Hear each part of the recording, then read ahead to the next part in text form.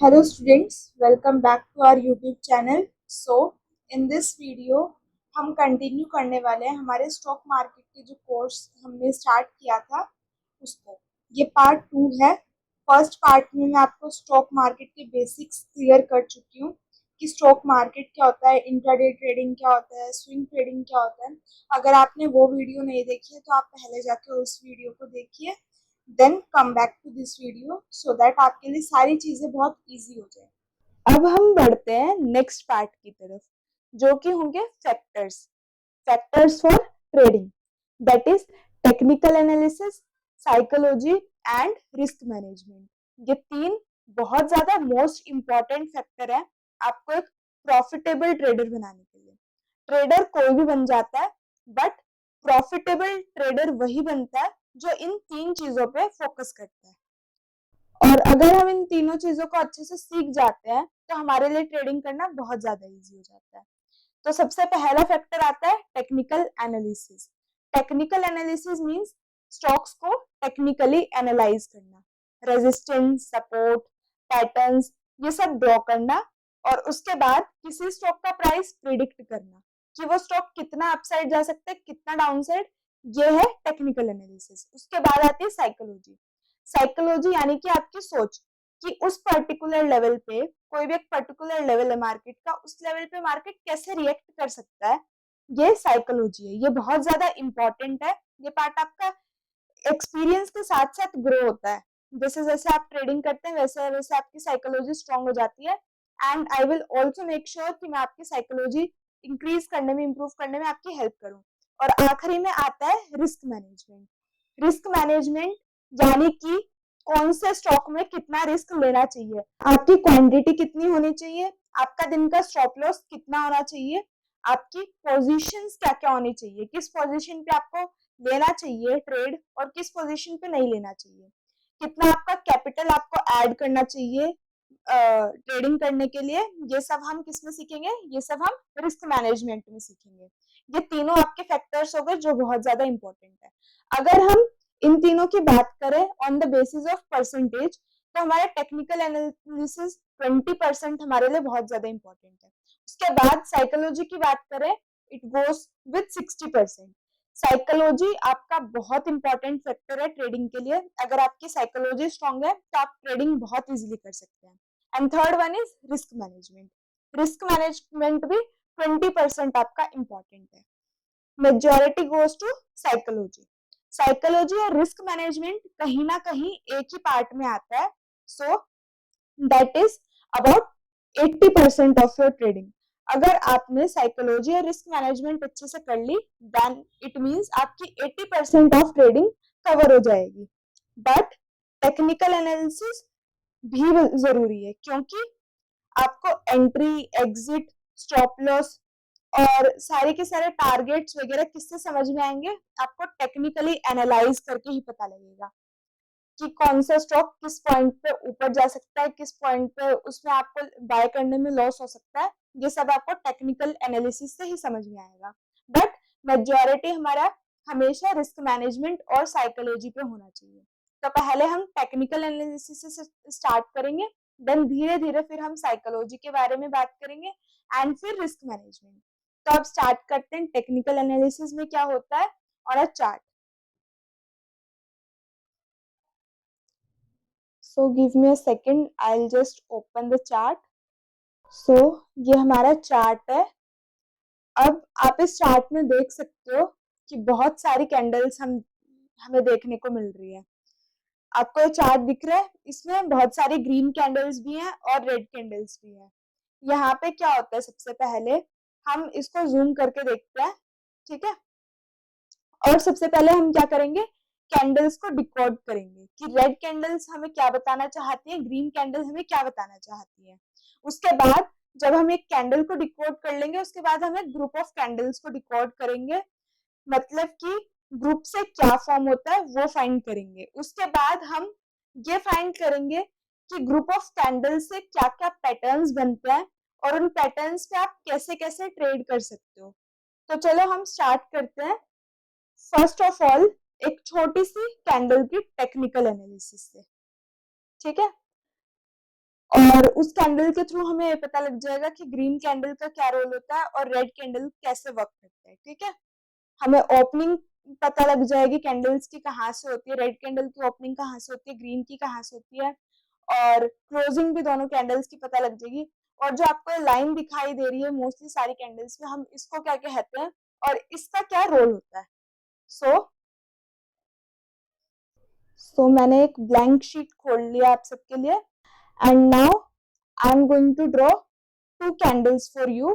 One will be red in color and other one will be green in color.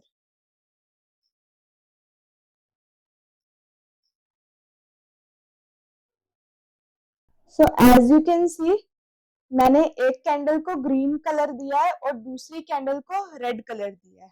ये जो red candle होती है ये selling वाली कैंडल होती है और एक को कहते हैं हम ग्रीन कैंडल जो कि होती है बाइंग वाली कैंडल। जो ग्रीन कैंडल है हम सबसे पहले उसे डिकोड करेंगे और उसे समझने की कोशिश करेंगे कि ग्रीन कैंडल की जो ओपनिंग है और ग्रीन कैंडल की जो क्लोजिंग है वो कहाँ पे होती है। एज यू कैन सी यहाँ पे दोनों के दोनों कैंडल्स है, ग्रीन कैंडल भी है रेड कैंडल भी है। ठीक है, तो हम ग्रीन कैंडल को भी डिकोड करेंगे और रेड कैंडल को भी डिकोड करेंगे। So this is our green candle. तो जब ये ग्रीन कैंडल ओपन होती है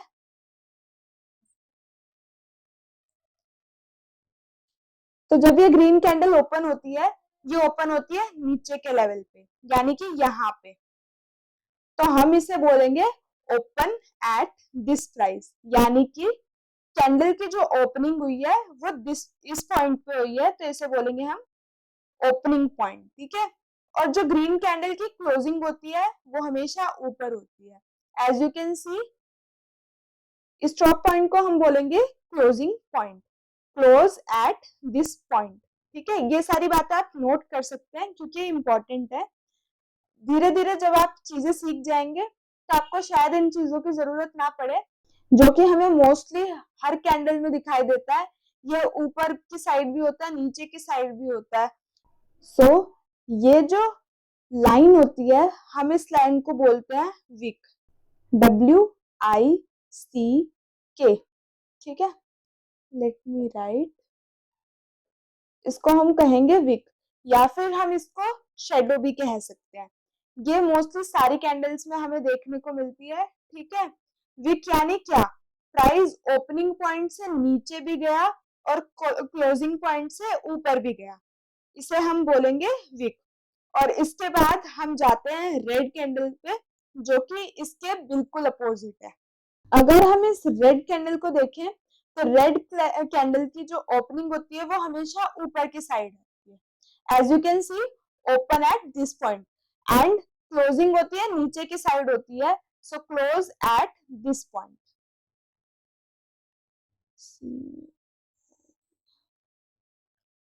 सो ये हो गया इसका क्लोजिंग पॉइंट। आप रेड कैंडल में हमेशा नोटिस कर सकते हैं कि उसकी ओपनिंग जो होगी वो ऊपर होगी, बट वो उस प्राइस पे सस्टेन नहीं कर पाता, सेलर्स उसे नीचे की साइड ले जाते हैं और इसीलिए ये रेड इन कलर होती है। ठीक है, ये सेलिंग को इंडिकेट करती है। और ये है इसके विक्स या फिर हम कह सकते हैं शेडोज। शेडो दोनों साइड भी हो सकते हैं, एक साइड भी हो सकता है, वो कैंडल के नेचर पे डिपेंड करता है। और ये जो बीच वाला पार्ट होता है कैंडल का, जो बिल्कुल ही रेड इन कलर होता है या ग्रीन इन कलर होता है, ये कैंडल की बॉडी होती है। एज यू कैन सी ये रेड कैंडल की बॉडी थी और ये ग्रीन कैंडल की बॉडी है। तो ये है ग्रीन कैंडल की बॉडी। अब इस बॉडी से हमें क्या पता चलता है, बॉडी से हमें पता लगता है कि कैंडल में कितनी स्ट्रेंथ है, यानी कि जितनी बड़ी हमारी बॉडी होगी, ये जो ग्रीन वाला हिस्सा होगा और ये जो रेड वाला हिस्सा होगा, जितना बड़ा होगा इट डिनोट्स कि कैंडल में उतनी ज़्यादा स्ट्रेंथ है। और अगर किसी कैंडल की विक ज़्यादा बड़ी है या इसकी शेडो ज़्यादा बड़ी है, then it denotes weakness in candle. For example ये एक कैंडल है, तो यहाँ पे क्या है, हमारी दोनों साइड जो है विक बड़ी है, इट मीन्स कैंडल वीक है। और वहीं एक कैंडल है ये, इसको मान लो ग्रीन इन कलर है ये, तो फिर और इसके ऊपर नीचे कोई विक नहीं है, then it means this is the strongest green candle. ठीक है, अब मैं आपको पिक्चर्स के थ्रू एक्सप्लेन करने की कोशिश करूंगी कि कैसे हम आइडेंटिफाई कर सकते हैं कि कैंडल में कितनी स्ट्रेंथ है और कितनी वीकनेस है। सो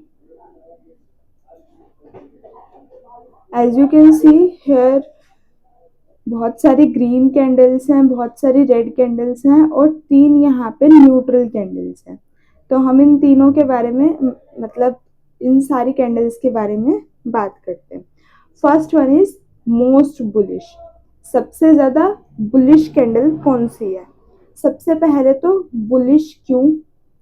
हम ग्रीन कैंडल को बुलिश कैंडल से डिनोट करते हैं। ऐसा क्यों?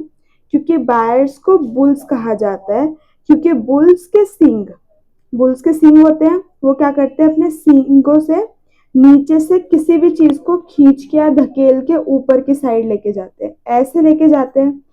सो दैट्स वाई इसको कहा जाता है बुलिश और इसको बुल्स के थ्रू डिनोट किया जाता है।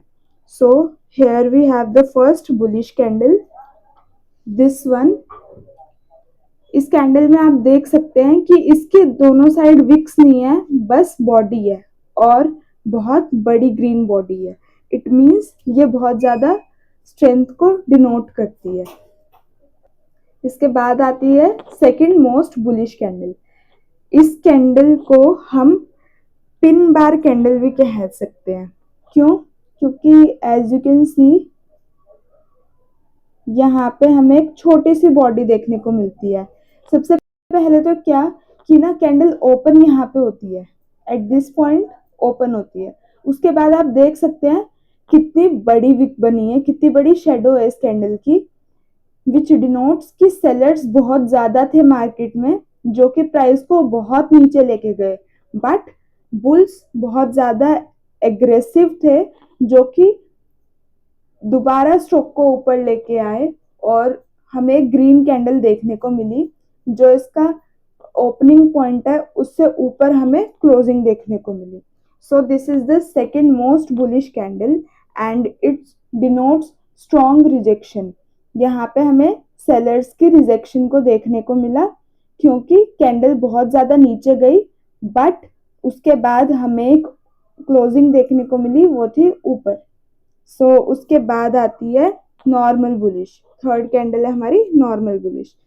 नॉर्मल बुलिश में क्या होता है, यहाँ पे आप देख सकते हैं विक्स नहीं है, बट यहाँ पे आपको दोनों साइड शेडो देखने को मिलेगी कैंडल की, लेकिन जो इसकी बॉडी होगी वो भी अच्छी खासी होगी। मतलब विक्स छोटी छोटी होंगी और बॉडी बड़ी होगी। इसको भी हम नॉर्मल बुलिश कहते हैं। ये भी अच्छी खासी एक ग्रीन कैंडल कह सकते हैं हम इसे। उसके बाद आती है हमारी फोर्थ कैंडल, जो कि है न्यूट्रल कैंडल। अब इस कैंडल में हम क्या देख सकते हैं कि इसकी विक्स जो है वो ज़्यादा बड़ी है और ओपनिंग प्राइस और क्लोजिंग प्राइस भी कहीं ना कहीं आसपास ही है। तो इस कैंडल को हम कहते हैं कंफ्यूजिंग कैंडल या फिर कह सकते हैं इनडिसीजन कैंडल, क्योंकि कैंडल हमें किसी भी डायरेक्शन का मूव नहीं दे रहा है। मार्केट ओपनिंग पॉइंट से नीचे भी जा रही है, क्लोजिंग पॉइंट के ऊपर भी जा रही है, लेकिन जो उसका ओपनिंग पॉइंट है उसी के आसपास हमें एक क्लोजिंग दे रही है। ये ऊपर भी जा रहा है, नीचे भी जा रहा है और फिर बीच में ही क्लोजिंग दे रहा है, as I have told you. So this is a neutral bullish candle and the last one is least bullish candle, यानी कि ये बहुत ज्यादा ही कम बुलिश होती है। यानी कि बुलिश तो है बट चांसेस बहुत कम होते हैं कि इसके बाद हमें एक अप ट्रेंड का कंटिन्यूस हमें मूव देखने को मिलेगा। इस कैंडल में क्या होता है, यहाँ पे कैंडल की ओपनिंग होती है। As you know green candle की ओपनिंग नीचे होती है, उसके बाद कैंडल बहुत ज्यादा ऊपर जाता है बट वो दोबारा नीचे आ जाता है प्राइस और हमें क्लोजिंग ओपनिंग पॉइंट के आसपास ही देखने को मिलते हैं, विच इंडिकेट्स कि लास्ट मोमेंट पे काफी सारे सेलर्स आए और बहुत बड़ी रिजेक्शन आई, shows the presence of sellers. As you can see यहाँ सेलर्स की प्रेजेंस ज्यादा है, क्योंकि तभी वो स्टॉक को खींच के बहुत ज्यादा नीचे लेके गए। So this was all about bullish candles. we have discussed the most and least bullish candle. So now let's talk about the bearish candle. सबसे पहले तो हमने ये देखा कि ग्रीन कैंडल को बुलिश क्यों कहा जाता है, और अब हम देखेंगे कि रेड कैंडल को बियरिश क्यों कहा जाता है। रेड कैंडल को बियरिश इसीलिए कहा जाता है क्योंकि बियर्स जब अटैक करते हैं तो पंजा मारते हैं, यानी कि नीचे की साइड दबाते हैं, इसीलिए हम सेलिंग को बियर्स से डिनोट करते हैं। आई होप आपको कॉन्सेप्ट क्लियर होगा। अब हम देखते हैं फर्स्ट मोस्ट बुलिश कैंडल, जो कि है this one. In this candle, please tell me what is the opening and what is the closing point, because I have already told you. So this is the opening point and this is the closing point, because this is a red candle. तो red candle जो है ऊपर से open होती है और नीचे से क्लोज होती है। एज यू कैन सी इसमें शेडो नहीं है, which indicates this is the most strongest bearish candle. So as you can see यहाँ पे ना तो विक्स हैं और कैंडल की जो बॉडी है वो बहुत ज़्यादा बड़ी है, इसीलिए ये मोस्ट बियरिश कैंडल है। जहाँ पे ये वाली कैंडल हमें दिखती है वहाँ पे मोस्ट प्रोबेबली चांसेस होते हैं कि अभी हमें डाउन ट्रेंड और ज़्यादा देखने को मिल सकता है, क्योंकि वो हमें बियर्स की प्रेजेंस को बताता है। तो उसके बाद हम चलते हैं सेकेंड मोस्ट बुलिश कैंडल पे। So this is the bearish pin bar and I have told you this is the bullish pin bar. So इस कैंडल में हमें बहुत ज़्यादा स्ट्रॉन्ग रिजेक्शन देखने को मिलती है बुलिश साइड से, which means कि स्टॉक ओपन यहाँ पे होता है, ओपन एट दिस पॉइंट। उसके बाद हमें बहुत ज़्यादा बड़ा अपसाइड मूवमेंट देखने को मिलता है, बट ये नहीं चलता और हमें यहाँ पे एक डाउनफॉल मूव देखने को मिलता है और क्लोजिंग जो है वो ओपनिंग से नीचे होती है, विच डिनोट्स कि बियर्स बहुत ज़्यादा एग्रेसिव है मार्केट में इस टाइम पे, और हमें एक कंटिन्यूस मूव देखने को मिल सकता है डाउन साइड में। सो ये तो हुआ second most bullish candle. Now अब हम देखेंगे normal bullish candle. Normal bullish candle as you can see इसके दोनों साइड शेडो है ना, और इसका ओपनिंग पॉइंट ये है, क्लोजिंग पॉइंट ये है, और हमें एक अच्छी खासी कैंडल देखने को मिल रही है, यानी कि बॉडी जो है वो बहुत बड़ी है कैंडल की, बट इसके दोनों साइड विक्स भी हैं। So this is a normal bearish candle. उसके बाद हम आते हैं न्यूट्रल बियरिश कैंडल पे।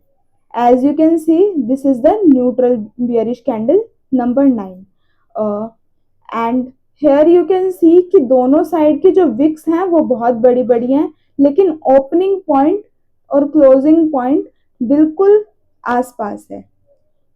आप देख सकते हैं कि बियरिश कैंडल हो या बुलिश कैंडल हो, ये दोनों कैंडल्स एक दूसरे से बहुत ज़्यादा मिलती हैं, and both the candles represents the indecision and confusing candles, क्योंकि यहाँ पे मार्केट श्योर नहीं होती कि अब हमें एक अपसाइड मूव देखने को मिलेगा या डाउन साइड, क्योंकि बायर्स भी होते हैं मार्केट में और सेलर्स भी होते हैं। उसके बाद हम बात करते हैं लीस्ट बुलिश की, जिसमें कि हम देख सकते हैं कि इसका ओपनिंग पॉइंट था ये वाला। उसके बाद हमें एक बहुत बड़ा डाउन साइड मूव देखने को मिला, बट ये मूव जो है वो सस्टेन नहीं कर पाया और मार्केट ने क्लोजिंग ओपनिंग पॉइंट के आसपास ही हमें दी, विच शोज कि सबसे वीक रेड कैंडल है, which shows the presence of buyers, यानी कि ये कैंडल बहुत ज़्यादा वीक है और ये हमें डिनोट करता है कि मार्केट में बायर्स आ चुके हैं और हमें इसके बाद जो है रेड कैंडल्स या फिर डाउन ट्रेंड कम ही देखने को मिलेगा। आई होप कि आपको सारे के सारे जो पैटर्न्स हैं और आपको least bearish, most bullish, least bullish, ये सारे के सारे आपको कॉन्सेप्ट अच्छे से समझ में आए होंगे। उसके बाद हम देखते हैं इन 3 कैंडल्स को।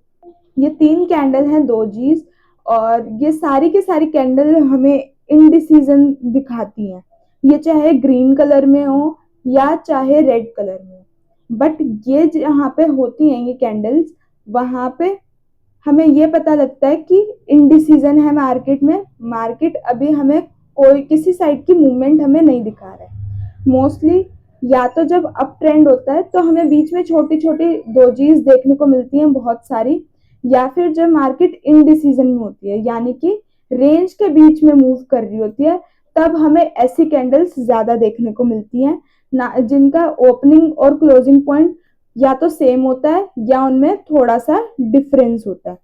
और अगर ये एक साइड का मूव देते हैं यानी कि लिस्ट बुलिश और लिस्ट बियरिश की तरह, तो भी इनका ओपनिंग और क्लोजिंग पॉइंट बहुत ज्यादा पास पास होता है। और ये हमें क्या डिनोट करता है कि यहाँ से हमारे पास ट्रेंड रिवर्स हो सकता है, क्योंकि इन कैंडल्स में हमें एक विक बहुत बड़ी देखने को मिलती है और रिजेक्शन बहुत बड़ी देखने को मिलती है। आई होप कि आपको सारी की सारी जो कैंडल्स हैं ये अच्छे से समझ में आई होंगी। इन कैंडल के विक्स से, ये जो इनका अपर पार्ट है और इनकी जो बॉडी है, इन चीजों से हमें क्या सीखना है? Price action. अब ये प्राइस एक्शन क्या होता है? प्राइस एक्शन, पहले हम डिकोड करेंगे प्राइस को, यानी कि कीमत। प्राइस का मतलब क्या होता है? हम किसी भी स्टॉक की क्या कीमत ले रहे हैं, यानी कि उसे किस कीमत पे, किस प्राइस पे हम उसे बाय कर रहे हैं। एक्शन यानी कि उसका मूवमेंट। हमें किसी भी स्टॉक में या फिर किसी भी कैंडल में कैसा मूवमेंट देखने को मिलता है, that is action. So price के मूवमेंट को हम एनालाइज करके आने वाले प्रिडिक्शंस फाइंड कर सकते हैं, और उसी को हम क्या बोलते हैं? प्राइस एक्शन बोलते हैं। अब हम कैंडल्स के टाइप और प्राइस एक्शन को थोड़ा समझ चुके हैं, अब हम डिकोड करेंगे ग्रुप ऑफ कैंडल्स को। So here is a chart. As you can see, हमने जोन जोन सी कैंडल्स देखी थी वो सारी यहाँ पे प्रेजेंट है, और डोजीज भी हैं। As you can see here, this is a doji, this is a doji. ये इंडिसीजन कैंडल्स हैं। यहाँ पे आप देख सकते हैं अप ट्रेंड है और उसके बीच में हमें छोटी छोटी कैंडल्स देखने को मिल रही है। तो अब हम एक ग्रुप ऑफ कैंडल्स को देखेंगे। सो अब क्या हो रहा है, यहाँ पे आप देख सकते हैं, अगर हम इस ग्रुप की बात करें पर्टिकुलर, तो यहाँ से एक अच्छा खासा अप ट्रेंड आ रहा था, बट यहाँ पे हमें बहुत बड़ी रेड कैंडल देखने को मिली। उसके बाद क्या हुआ? एक डाउन ट्रेंड स्टार्ट हो गया। ठीक है, यहाँ पे आप देख सकते हैं कितनी बड़ी बड़ी रेड कैंडल्स बन रही हैं, ग्रीन कैंडल्स बन रही हैं, लेकिन छोटी छोटी। अब आपको एक चीज और ध्यान रखनी है कि जब भी अप ट्रेंड का मूव हो या डाउन ट्रेंड का मूव हो, हमेशा आपको ग्रीन कैंडल्स भी देखने को मिलेंगी, रेड कैंडल्स भी देखने को मिलेंगी। ऐसा कभी नहीं होता कि आपको कंटिन्यूअसली सारी की सारी ही ग्रीन कैंडल देखने को मिले अपसाइड मूवमेंट में, और ऐसा भी कभी नहीं होता कि आपको सारी की सारी ही रेड कैंडल्स देखने को मिले डाउन ट्रेंड में। Market is all about buying and selling, तो आपको बाइंग भी साथ साथ देखने को मिलेंगी, और जिस पॉइंट पे आप बाइंग कर रहे हो उसी पॉइंट पे कोई और सेल कर रहा है, तो आपको सेलिंग भी ऑफ कोर्स देखने को मिलेगी। अब यहाँ पे आप देख सकते हैं कि हमारे पास स्ट्रॉन्ग बियरिश कैंडल्स कौन कौन सी है। ये वाली, यहाँ पे भी आपको सेम बियरिश कैंडल दिख रही है। यहाँ पे हमें एक इनडिसीजन कैंडल मिल रही है, एक छोटी सी दोजी, और उसके बाद दोबारा हमें एक डाउन ट्रेंड देखने को मिल रहा है। और यहाँ पे भी हम देखें तो हमें रेड, एक ग्रीन कैंडल मिल रही है, अच्छी खासी बॉडी है जिसके पास, और विक्स भी है दोनों साइड। उसके बाद हमें एक अपसाइड मूव देखने को मिल रहा है। सो इट डिनोट्स कि कैंडल्स कैसी भी हो सकती हैं, हमें ग्रीन कैंडल्स भी मिलेंगी, हमें रेड कैंडल्स भी मिलेंगी, बट हमें कैंडल के नेचर को पकड़ना है कि किस टाइम पे हमें रेड कैंडल क्या कहना चाहती है और किस टाइम पे हमें ग्रीन कैंडल क्या इंडिकेट करना चाहती है। बट आप जस्ट एक कैंडल से नेक्स्ट डे का प्रिडिक्शन नहीं कर सकते हैं। उसके लिए आपको क्या करना पड़ेगा? उसके लिए I have already told you कि आपको ग्रुप ऑफ कैंडल्स को देखना पड़ेगा, उन्हें समझना पड़ेगा कि कैंडल्स क्या कहना चाहती हैं, और सारे के सारे ट्रेंड्स वगैरह उन सब चीज़ों का आपको देखना पड़ेगा। ये ग्रुप ऑफ कैंडल्स कैसे मूव करता है, ये सब जानने से पहले हम क्या जानेंगे कि सपोर्ट और रेजिस्टेंस क्या होता है। ठीक है, रेजिस्टेंस बहुत सिंपल भाषा में अगर हम बात करें तो रेजिस्टेंस एक ऐसा पॉइंट होता है जहां से प्राइस ऊपर नहीं जा पाता। लेट सपोज ये हमारा एक छोटा सा रेजिस्टेंस है, यहां से मार्केट ऊपर नहीं जा पा रहा, मार्केट इसी के अराउंड मूव कर रहा है, लेकिन बार बार इसको टच करके इस पॉइंट से मार्केट नीचे आ रहा है, then it is a resistance. और सपोर्ट यानी कि ऐसा पॉइंट जहां से मार्केट नीचे नहीं जा पाता। Let suppose this is that point, यहाँ पे बार बार मार्केट बाउंस बैक होके आने की कोशिश कर रहा है, बट मार्केट यहाँ से नीचे नहीं जा पा रहा है। This is just a small example, but ये एग्जैक्ट पॉइंट्स नहीं है, मैं आपको एग्जैक्ट पॉइंट्स भी बताऊंगी। उन पॉइंट्स को देखने से पहले मैं आपको एक छोटा सा एग्जाम्पल बता देती हूँ। लेट सपोज आपके पास 1000 रुपीज है, let suppose this is the line for 1000 rupees, ये आपकी वो 1000 रुपीज वाली लाइन है, ठीक है। इस लाइन का जो प्राइस है वो 1000 रुपीज है। अब क्या हो रहा है, 1000 रुपीज का प्राइस है, यहां से मार्केट क्या क्या क्या हो रहा है, बार बार मार्केट ऊपर आ रहा है, इस पॉइंट से मार्केट नीचे जा रहा है, फिर दोबारा इस पॉइंट पे आ रहा है, फिर दोबारा इस पॉइंट से नीचे जा रहा है, फिर दोबारा इस पॉइंट पे आ रहा है मार्केट, और फिर दोबारा इस पॉइंट से नीचे जा रहा है। इट मीन्स ये जो पॉइंट है, ये जो लाइन है आपकी, ये एज अ रेजिस्टेंस काम कर रही है। ये मार्केट के जो प्राइस है उसको इस लाइन से ऊपर नहीं जाने दे रही है। सो इस केस में आप क्या कर सकते हैं, जब आपने देख लिया है कि मार्केट बार बार इसी लेवल से मूव कर रहा है, तो आप यहाँ पे शॉर्ट कर सकते हो, आप सेल कर सकते हो, आप डाउन साइड का एक ट्रेड ले सकते हो। आपने लेट सपोज 1000 पॉइंट्स पे है, आपने यहाँ पे इसको बाय कर लिया, इसकी पी ले ली, एंड देन ये दोबारा से आपका जो रेजिस्टेंस है वहां से टच करके नीचे जा रहा है इन अ डाउन ट्रेंड, तो आपको यहां तक के लेवल का प्रॉफिट मिल जाएगा, ठीक है। आपको क्या हो जाएगा, प्रॉफिट हो जाएगा पॉजिटिव। अब हम रेजिस्टेंस ढूंढ कैसे सकते हैं, रेजिस्टेंस को ना हम बहुत सिंपली ढूंढ सकते हैं। अगर हमें ऊपर की साइड से कोई भी स्विंग क्रिएट होता दिख रहा है, तो हम उसके टॉप पे एक लाइन ड्रॉ कर देंगे, ठीक है, और हम उसे देखेंगे कि मार्केट उस पॉइंट को रिस्पेक्ट कर रहा है या नहीं, कि मार्केट वहां से बाउंस बैक होके बार बार ऊपर नीचे हो रहा है या नहीं, या फिर मार्केट उस लाइन को ब्रेक करके ऊपर जा रहा है। अगर वो लाइन को रिस्पेक्ट कर रहा है, वहां से बार बार मूव दे रहा है, then it is your resistance area, ठीक है। अब आता है सपोर्ट।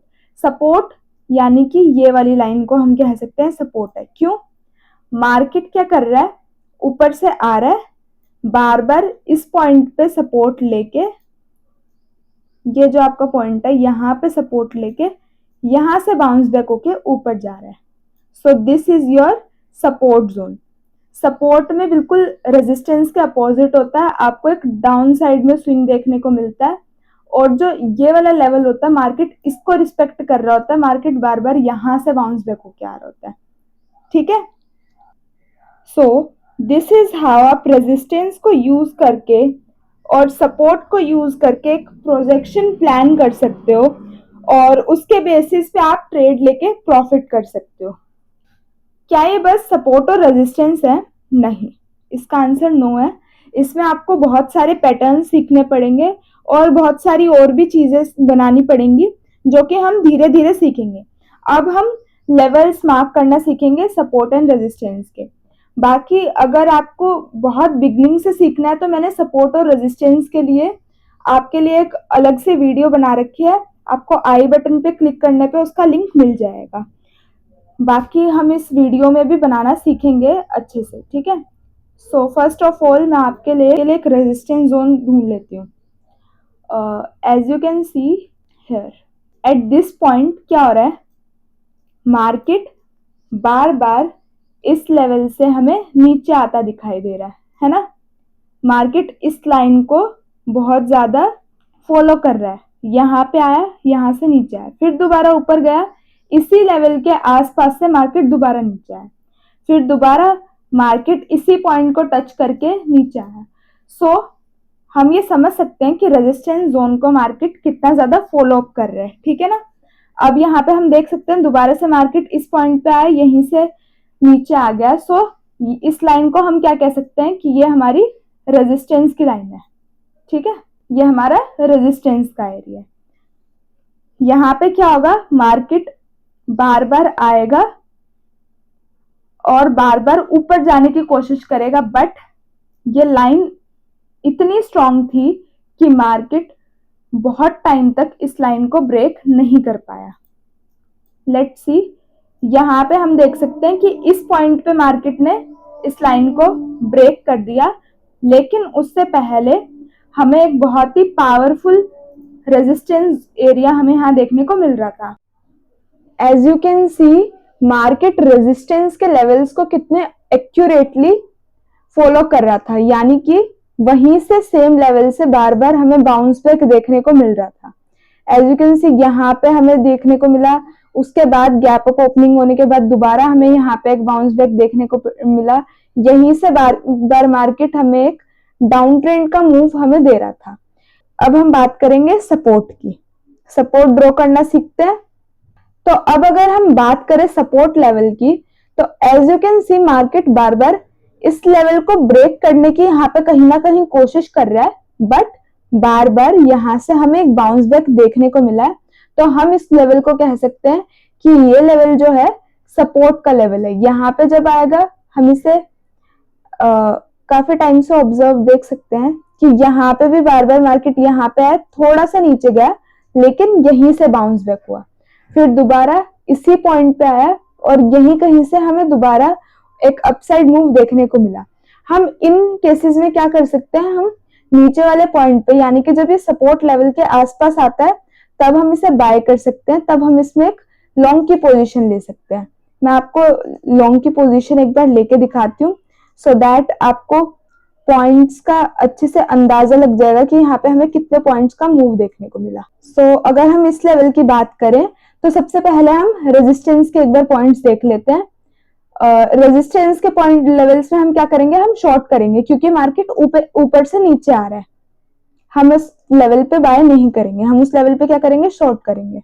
अगर हम इस लेवल की बात करें तो हमें क्या पता था, मार्केट बार बार यहाँ से बाउंस बैक हो रहा है, तो हम इस पॉइंट पे मार्केट में एक शॉर्ट की पोजीशन ले सकते हैं with a very short stop loss. हम इतने पॉइंट्स का, यानी कि यहाँ पे आप देख सकते हैं एक स्पाइक आई थी मार्केट में, उससे थोड़ा सा ऊपर, यानी कि हमारा सिर्फ 20 पॉइंट्स का स्टॉप लॉस है। एंड उसके बाद हम टारगेट अगर यहाँ तक का भी रखते हैं तो हमें 240 पॉइंट्स का हमें एक बहुत बड़ा टारगेट देखने को मिल रहा है। हम स्केल से भी एक बार इसको वो करते हैं। So as you can see 220 points हमारे कहीं पे भी नहीं गए। उसके बाद भी अगर हम इस सपोर्ट का वेट करते तो हमें ऑफ कोर्स एक और भी ज्यादा बिग मूव ऑफ 300 पॉइंट्स देखने को मिल सकता था, एज यू कैन सी।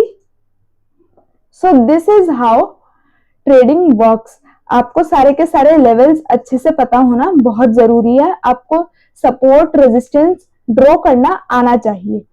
अगर आपको इस वीडियो से थोड़ा कम क्लियर हो रहा है तो या तो आप इस वीडियो को दोबारा एक बार देख लीजिएगा, नहीं तो आप जो सपोर्ट एंड रेजिस्टेंस की वीडियो है जो मैंने स्पेशली बनाई हुई है, आप उसे भी देख सकते हैं, ताकि आपके सारे डाउट्स बहुत क्लियर हो जाएं। अब हम सपोर्ट में लॉन्ग की पोजीशन देखते हैं। अगर हम देख सकते हैं कि यहाँ से मार्केट ने पहले भी एक सपोर्ट लिया हुआ है, यहाँ से मार्केट में हमें एक बाउंस बैक देखने को मिला है, तो हम क्या करेंगे, इस पॉइंट पे एक लॉन्ग की पोजीशन प्लान करेंगे। हमारा जो स्टॉप लॉस होगा वो बहुत ही छोटा होगा, सो दैट अगर मार्केट इस सपोर्ट को ब्रेक भी करता है तो हमें लॉस ना हो। So as you can see हमारा स्टॉप लॉस यहाँ पे इतने पॉइंट्स का है और हमें टारगेट कितना बड़ा देखने को मिल रहा है, यहाँ पे रेजिस्टेंस तक का टारगेट, यानी कि अबाउट 364 पॉइंट्स का। अगर 364 पॉइंट तक का हमें वेट नहीं करना तो भी हमें 100 पॉइंट्स तक या फिर 50 पॉइंट्स तक, जितना भी आपने स्टॉप लॉस लिया है उस अकॉर्डिंग आपको अपना टारगेट प्लान करना होगा। स्टॉप लॉस आप बहुत छोटा लीजिए और टारगेट भी आप शुरू में प्लान कीजिए 1:2, 1:3, 1:4 पे आप ट्राई करें। जब आप ट्रेडिंग अच्छे से सीख जाएं तो आप हायर पॉइंट्स के लिए जा सकते हैं, हायर टारगेट्स के लिए आप जा सकते हैं। तो आई होप कि आपको सपोर्ट और रेजिस्टेंस समझ में आया होगा, आपको पता लगा होगा कि लेवल्स को मार्केट कितना एक्यूरेटली फॉलो करता है। You have to keep in mind that your stop loss should be small. मैं आपको ऑलरेडी बता चुकी हूँ, मैं बार बार रिपीट कर रही हूँ कि आपका जो स्टॉप लॉस है वो छोटा होना चाहिए and profit should be big, so that आपका अगर बाई चांस कहीं पे आपका एसएल हिट भी होता है तो आप दूसरे ट्रेड से जो भी आपको लॉस हुआ है वो आप वहां से कवर कर सके। कोई भी बिजनेस आता है रिस्क रिवॉर्ड के साथ आता है, और जो हमारा रिस्क रिवॉर्ड होता है उसके साथ हमें कुछ ना कुछ रिवॉर्ड तो मिलता ही ऑफ कोर्स, और इस रिवॉर्ड को ही हम प्रॉफिट लेके चलते हैं। अगर हम मार्केट में बात करें तो यही हमारा प्रॉफिट होता है। सो आई होप कि आपको सपोर्ट, रेजिस्टेंस, आपको जो भी मैंने कैंडल स्टिक्स के टाइप्स बताए हैं, स्ट्रेंथ ऑफ कैंडल्स मैंने आपको बताई है, वो आपको अच्छे से समझ में आया होगा कि आपको ये वीडियो बहुत अच्छी लगी होगी। प्लीज इसे अपने दोस्तों के साथ शेयर कीजिए और बार बार इस वीडियो को देखिए ताकि आपके सारे जो बेसिक कॉन्सेप्ट्स हैं वो सारे क्लियर हो जाएं। अगर आपको वीडियो अच्छी लगती है तो उसे लाइक, सब्सक्राइब, शेयर करना ना भूलें। Thank you, have a nice day.